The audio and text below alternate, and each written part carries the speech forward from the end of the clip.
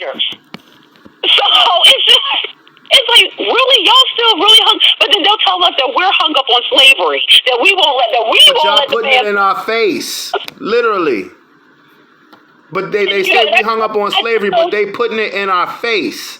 Yes, literally. I tell those idiots all the time. I said, first of all, I said, you want to try and talk about how slavery was so long ago. Whenever you feel that it fits the narrative of your nonsense claim. I said, but let me explain something to you. I said, number one, I said, my great grandparents were slaves, not my great great great or my great great, my great were slaves. So that means you got great grandparents, then you got grandparents.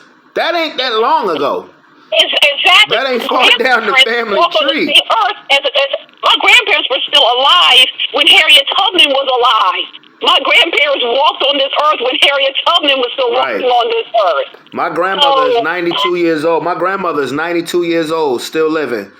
You know, I can imagine what her grandparents went through. My great grandparents went through. Exactly. That's simple. Exactly. So it's not. I mean, it's not as far as removed as they want to try and make it out. And even then, even after once, look, just because we all know, we smart enough to know that there are ways around everything. Just because the Emancipation Proclamation happened, what followed that? Jim Crow? What followed that was the prison industrial complex's creation. Oh, you mean police? Basically, yeah. Yeah. Police and prison. Yeah. You mean the cops? And who did they fill those prisons with? Black people. Yeah. Yep. And what did they make them do while they were in prison? Slave labor. Well, yeah. Yep. So there you go. Yeah. Ways around everything. Hey, just like it's ways around it's ways around a Klansman getting a badge.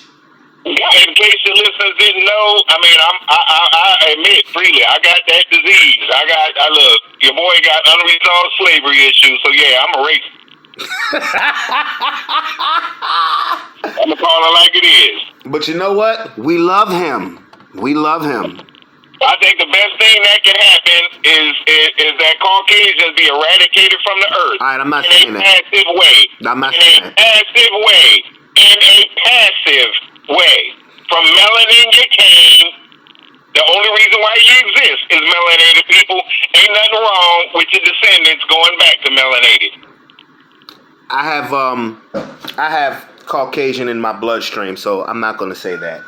You only got Caucasian in your bloodstream because of the melanin in your bloodstream. Albinism came from us, bro. They came from the melanated people. So again, 200 years from now, we became a mud people like the Aryans are afraid of. The Aryans talk about it freely. Becoming a mud people. Well, I mean, from melanin you came. So the fact that you are off-white, or there are no more just straight blonde-haired, blue-eyed Caucasian, I think that's a good thing. Well, like I said earlier, we're the minority in this country, but we're the majority in the world. Oh, absolutely. We were the original man on this earth. No matter how you shake it out, no matter what gods you pray to, that's the way it is. Mm-hmm. So again, the only way to remedy that situation, as I said, the only way to remedy that or change that is to take away that dynamic where and everybody basically shares a commonality in appearance, and then you don't have that anymore. It'll shift to something else. It'll be class warfare or something else, but race won't exist anymore. That's what I'm saying. Well, because race ain't an issue with us until they make it an issue. That's a damn true statement. So if we take away that race dynamic passively, and when I say passively, little Becky is choosing Tyrone. She is choosing Juan. She is choosing Shang-Chi. That's the reason why their numbers are hurting in terms of birth. and they